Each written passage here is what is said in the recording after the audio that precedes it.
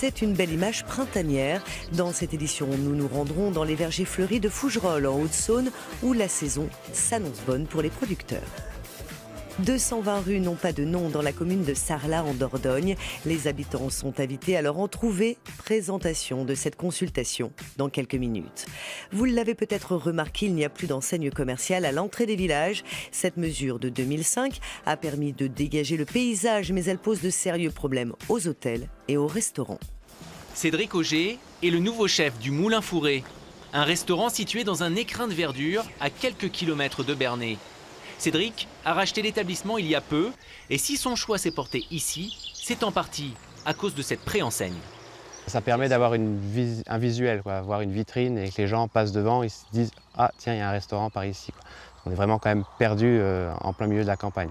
J'ai visité plusieurs établissements en campagne où justement c'était pas bien indiqué, où on a eu du mal à se retrouver et c'est pour ça qu'ils vendent parce qu'ils n'y arrivent plus à faire du monde.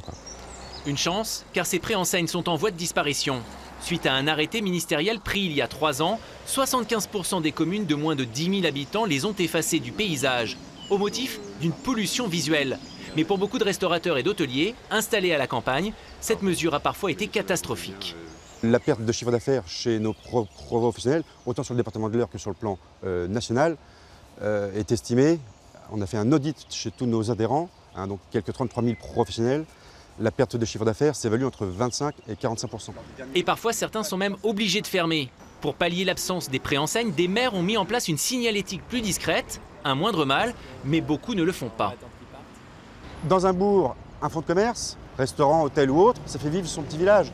Demain, nous parcourrons encore plus de bornes, sans voir de commerce ouvert, sans voir une seule enseigne. Ces points de vente sont aussi le tissu social des habitants de ces petits bourgs. Inquiets, les professionnels du secteur ont donc interpellé les parlementaires. Leur espoir, qu'ils annulent l'arrêté de 2015 et autorisent à nouveau les préenseignes. À Sarlat en Dordogne, 220 rues et places n'ont pas de nom. La commune demande aux habitants de donner des idées pour les baptiser. Une bonne nouvelle pour ceux qui vivent sur ces lieux anonymes. Mireille n'a pas d'adresse. Sa maison, située sur les hauteurs de Sarlat, n'est pas répertoriée. Sur sa boîte aux lettres, elle a rusé.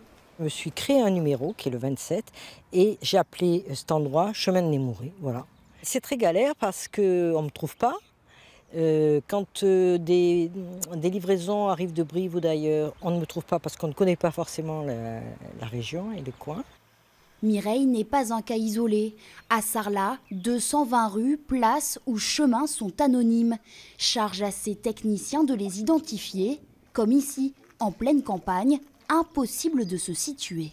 Là, vous voyez la complexité.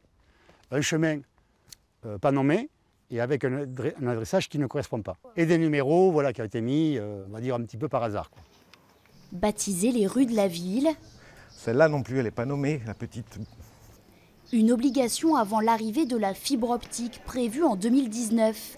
Les 9000 habitants doivent impérativement disposer d'une adresse pour être raccordés. 220 rues à nommer, les Sarladais sont mis à contribution. Sur les réseaux sociaux, ils lancent leurs idées. Moqueuses, gourmandes, historiques, toutes les suggestions sont bienvenues. Nous avons déjà plus de 200 contributions, alors certaines très originales, mais il y en a beaucoup qui sont extrêmement intéressantes. La rue de la Félibrée, la rue de la Truffe, la rue de la Noix, la rue des Amoureux, que sais-je encore. Avis aux Sarladais, vous avez jusqu'au 25 mai pour participer. Du soleil et des cerisiers en fleurs, tout va bien dans les vergers des producteurs de kirsch de Fougerolles en Haute-Saône. Sauf gros caprice de la météo, la récolte s'annonce bonne, loin du désastre de l'an dernier. C'est impeccable, c'est sain.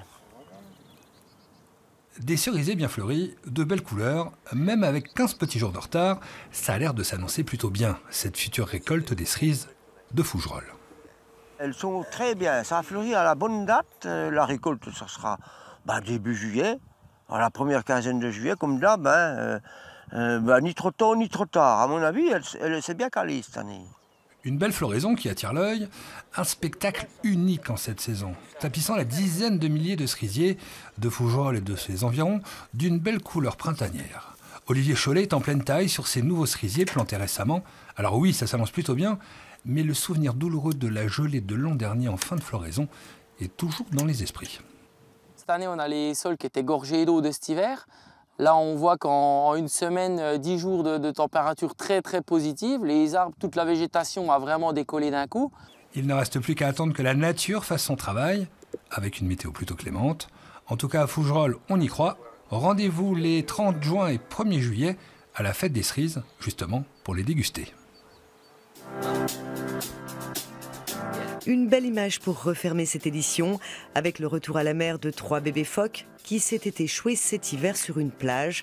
Les animaux ont repris suffisamment de force pour être relâchés et prendre le large. Retour à la liberté pour Éléonore, Bichente et Mimi. Les 3 bébés phoques s'étaient échoués à bout de force cet hiver sur la côte basco-hollandaise. Leurs soigneurs les ont relâchés sur cette plage du Finistère.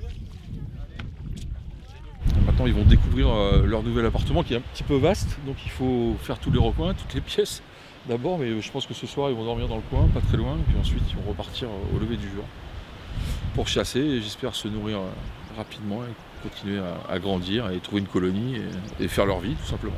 Une vie à 850 km de Biarritz, au plus près de leurs congénères. Un trajet retour effectué par la route pour éviter un trop long périple par la mer aux jeunes rescapés. Ils sont arrivés, ils étaient beaucoup plus maigres, ils n'atteignaient même pas les 20 kilos pour certains. Ils avaient des blessures qu'on a soignées, ensuite on les a réengraissés, on les a marqués, on les a bagués.